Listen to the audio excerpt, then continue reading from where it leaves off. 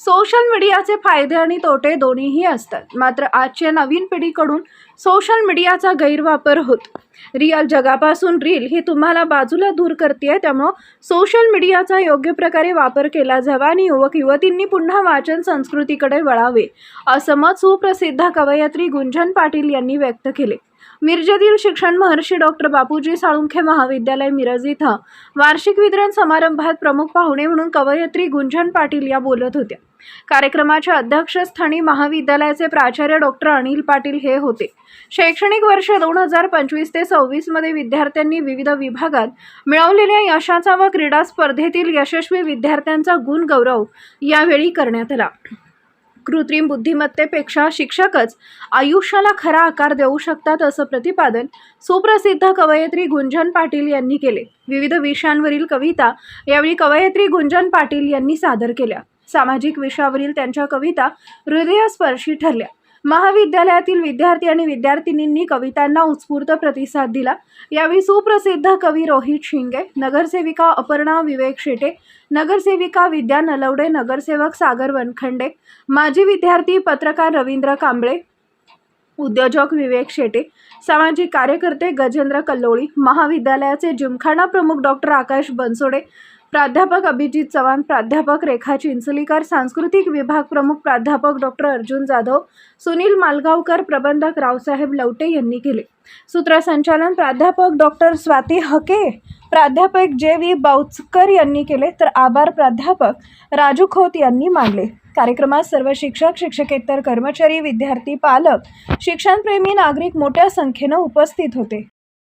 बाबतीत नवीन पिढी जी आहे सोशल मीडियाचा गैरवापर जास्त करायला लागली आहे. म्हणजे मी स्वतः सोशल मीडियामधून तुमच्यापर्यंत पोहोचते, तरी पण त्याचे तोटे जास्त आहे हे कळत नाही आहे. मेंदूला दिवसातनं 80,000 जर विचार येत असतील, त्यातले जवळजवळ 70,000 विचार आम्ही सोशल मीडियातून घेतो आहे आणि नको ते विचार तिथून दिले जात आहेत. तर थोडी काळजी घ्यावी. शिक्षक गाईड करतात त्याला ऐकावं आणि वाचन संस्कृतीकडे या पिढीने पुन्हा वळावं असं मला वाटतं. आणि सोशल मीडिया वापरा, पण व्हॅलिडेशनसाठी वापरू नका, चुकीच्या मार्गासाठी वापरू नका. चांगले त्याचे बरेचसे फायदे आहेत ते करून घ्या. आणि 500 मिलियन अकाउंट जसं मी म्हटलं आज भारतामध्ये ॲक्टिव्ह आहेत, त्यातले तुम्ही नाही शोधू शकत फेक किती आहे आणि रिअल किती आहे. म्हणून रिअल जगापासून रील तुम्हाला दूर करते आहे. रीलपासून दूर व्हा आणि रिअल जगाकडे वळा, इतकंच सांगेल या पिढीला. पश्चिम महाराष्ट्राबद्दल सर माझं वेगळं प्रेम आहे, कारण मला महाराष्ट्रात ओळख पश्चिम महाराष्ट्रामुळे झालेली आहे. आणि तुम्हाला हे कौतुक म्हणूनच नाही किंवा कार्यक्रम म्हणून सांगत नाही, पण पश्चिम महाराष्ट्रासारखा रसिक महाराष्ट्रात कुठेच बघायला मिळत नाही. हा रसिक महाराष्ट्रभर असावा असा. आणि महाविद्यालयाचं काय कौतुक करावं. सरांनी सांगितलं की त्यांनी केंद्रीय युवा महोत्सव घेतला. मी स्वतः तशा महोत्सवातून पुढे आलेली आहे. सर, तुमच्यामुळे एकतरी गुंजन पाटील या महाविद्यालयात घडेल अशी अपेक्षा आहे आणि तेच या महाविद्यालयाचं देणं आहे या पिढीला. म्हणून तुमचे मी खास धन्यवाद देते की या पिढीसाठी तुम्ही केलेलं हे खूप मोठं काम आहे. आणि खूप धन्यवाद, मला यांच्यासमोर बोलता आलं, माझे विचार मांडता आले. तुम्ही मंच देता हे तुमचं मोठेपण असतं, आम्ही बोलू शकतो हे तुमचं मोठेपण असतं. त्यासाठी धन्यवाद. की हल्ली कुणाचं काय सुरू काहीच मेळ लागत नाही. एक मोबाईल 3-3 सिम, एकावर कुणाचंच भागत नाही. तू माझं लपव मी तुझं, तू माझं लपव मी तुझं, हाच शिष्टाचार आहे. हल्ली प्रेमात फार भ्रष्टाचार आहे. त्याचा मर्दपणा हरवला, ती लाजण्याची कला विसरली. शुद्ध मैत्री शुद्ध प्रेमावर व्यभिचारी कळा बसली. आपल्याच जाळ्यात अडकलेला हा जीव किती लाचार आहे. आपल्याच जाळ्यात अडकलेला हा जीव किती लाचार आहे. हल्ली प्रेमात फार भ्रष्टाचार आहे. हल्ली प्रेमात फार भ्रष्टाचार आहे. की मित्रांच्या बायकोमध्ये आपलीच उठून दिसायला हवी. हे सारेच पुरुष स्वप्नाळू कवीसारखे का हो वागतात. हे सारेच पुरुष स्वप्नाळू कवीसारखे का हो वागतात. आणि नोकियाच्या फोनमध्ये तुम्ही आयफोनचे फीचर मागतात. ज्या करतात नजरेनं घायाळ त्या कधीच कोणाच्या नसतात. ऐका, ज्या करतात नजरेनं घायाळ त्या कधीच कुणाच्या नसतात. वरून फुलपाखरू दिसणाऱ्या आतून मधमाशा असतात. की दुसऱ्याची गाडी आणि तिसऱ्याचा शर्ट, किती हो तुम्ही नॉनसेन्स. मुलींना डोळ्याची भाषा समजते, तिला असतो एक सिक्स सेन्स. मुली वयाच्या पुढे चालते, तिला नैसर्गिक मिळतं.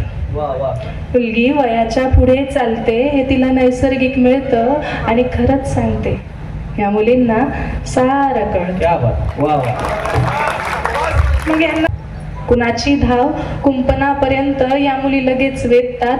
तुम्हाला हवी असते हुरपरी, मुली लेकराचा बाप. तुम्हाला हवी असते हुरपरी, मुली लेकराचा बाप शोधतात. ज्याचं त्याचं गणित असतं, ज्याला त्यालाच हे जुळतं. ज्याचं त्याचं गणित असतं, ज्याला त्यालाच हे जुळतं. आणि खरंच सांगते, या मुलींना सारं कळतं. कोण मनाची इमले बांधतो, कोण स्वप्नात बंगले धावतो, कुणाच्या बापाचा पगार किती आणि कुणाच्या खात्यात उधार किती, सारं माहीत असतं.